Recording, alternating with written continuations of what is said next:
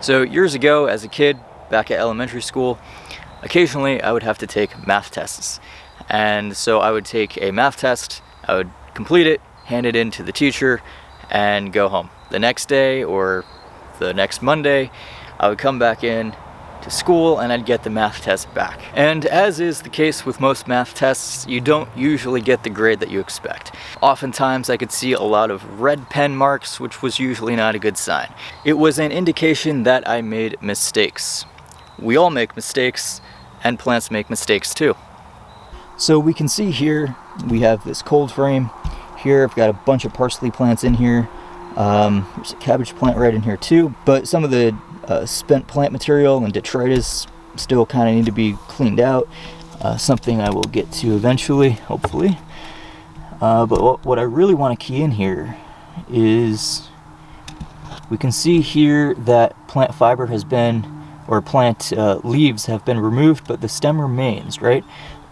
But there's something funny about the stem, right? In that it actually is a little like abnormally shaped, right? It looks a little bit more ovular, not quite as clean and crisp as like a normal parsley stem, right?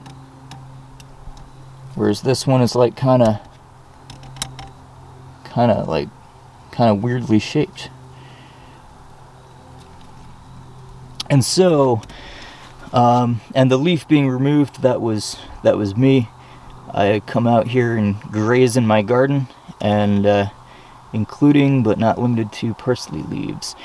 But yeah, this is interesting. This is kind of the first time I've seen this actually expressed in a parsley plant.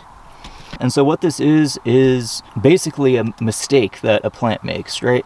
Whether it be genetically or maybe it's a hormone imbalance, can cause the plant to kind of grow abnormally, resulting in this, right? In this like abnormally shaped plant stem, or sometimes it can change the shape of leaves as well, or even flowers. If you've seen like enlarged dandelion flowers, that can be a very common thing for dandelions, especially because I'll get into that in a minute. But what this is called plant fasciation. It's spelled Fasciation.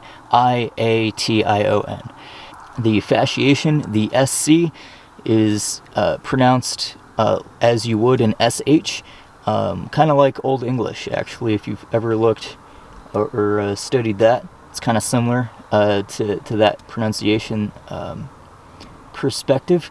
So this plant fasciation can be caused by genetics, it can be caused by hormone imbalances, changes in environmental factors like dramatic shifts in temperature, or chemicals applied, right? Like 2,4-D, which affects and kind of kills a lot of broadleaf plants, right? 2,4-D was actually one of the active ingredients in Agent Orange, a chemical that was used back in the day for military purposes and such things of that nature. And even today, 2,4-D is still used, unfortunately. Now, when I say that plants exhibiting fasciation can be caused by a number of factors such as chemical, genetic, hormones, weather changes, and things like that, a lot of these things can actually be related. So, for example, like environmental changes like weather, or like a intense fluctuation in temperature, can change a plant's hormones, right, and change that balance, causing maybe a plant stress as a reaction to that change in temperature. Also chemicals, right, like the 2,4-D, which is a synthetic auxin. Auxins are plant hormones that plants naturally produce, right, and so that synthetic auxin will mess up that plant's hormone levels, right? So that also, so a lot of these things actually relate to an imbalance of plant hormones that can cause this plant fasciation, right? So a lot of these things are a lot more related than what we think, right? We want to make connections. We don't want to think of things in terms of isolation so much, right? It's kind of more of that system thinking approach. So I hope you enjoyed this video on plant fasciation. It's a pretty cool phenomenon.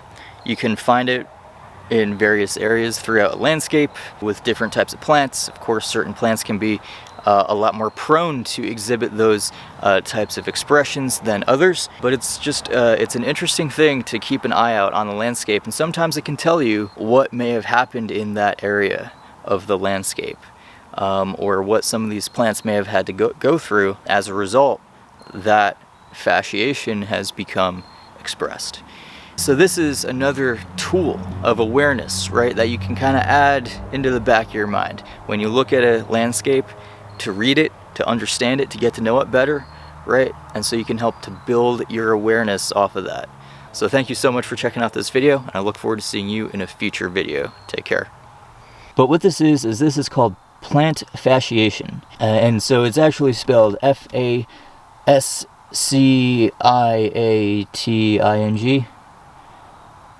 No, it's not. It's spelled Fasciatio.